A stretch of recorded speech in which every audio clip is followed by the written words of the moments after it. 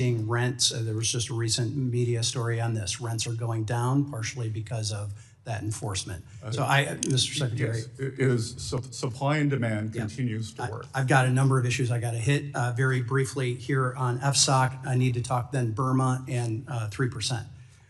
You talked about with the chairman about regulators using tailored market approach tools. How are you ensuring that FSOC's current work continues to prioritize activity-based, transparent, analytically rigorous approach grounded in cost-benefit analysis and coordination with functional regulators when evaluating potential risks in non-bank financial markets? That is done primarily for small banks through the Office of the Controller of the Currency and the FDIC. And those chairs are intent on tailoring the rules for small banks so that we do not have another 50% decrease in Main Street lending. All right, thank you. You outlined as part of the 4 goals, protecting, number 2 was protecting from cyber attacks. We have seen a rise in those cyber attacks in scam centers in Burma. And I applaud you and Treasury for some of your work in that, including sanctioning North Korean individuals, selling weapons to the Burmese military regime, as well as the Democratic Korean Benevolent Army, a Burmese army group that has organized these scam centers. However, last week it was reported that Iran was secretly shipping vast amounts of jet fuel in Burma. And I need to move through this quickly here, but that's why last year I introduced a bipartisan legislation that would specifically require the president to determine whether to impose stronger blocking sanctions on Myanmar oil and gas, Myanmar Economic Bank, and foreign persons operating in the jet fuel sector of the Burmese economy. I read recently that Treasury responded to Reuters' report by noting that Iran's quest for, quote, new markets is a sign that President Trump's policies are working, which I would agree. I'm also aware that Burma's military leaders have attempted to gain favor with the president, especially when it comes to lowering tariffs levied on his country.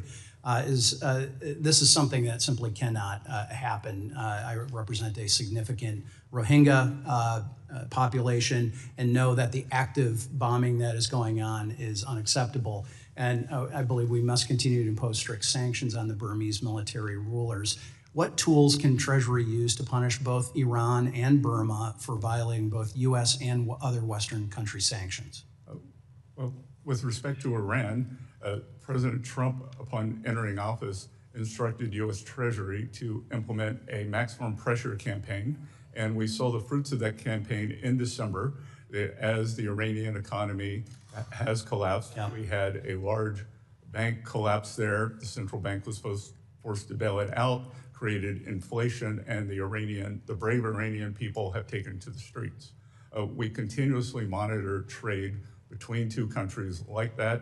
The good news would be Iran has a significant shortage of dollars to buy, whether it is weapons or goods for the people, or to pad the Swiss bank accounts of the Iranian regime.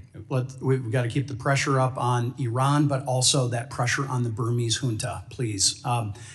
Lastly, I'd be remiss if I did not thank you in public for your discussion of a desire to lower the deficits to 3% of the GDP. I've introduced, along with 14 of my colleagues from the bipartisan Fiscal Forum that I chair with Congressman Scott Peters out of California, that urges the House to achieve this 3% goal by 2030, a tangible, achievable goal that is desperately needed, and we're building consensus here in the House.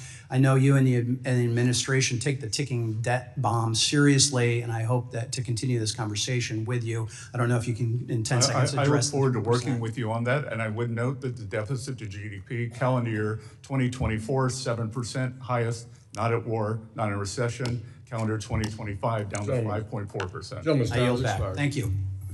Chair recognizes the gentleman from California, our ranking member of our Capital Markets Subcommittee. Mr. Sherman, you're recognized for 5 minutes. I want to agree with the gentleman from Michigan that we need to impose those sanctions on the Myanmar regime and protect, of course, the Rohingya minority to the extent we can.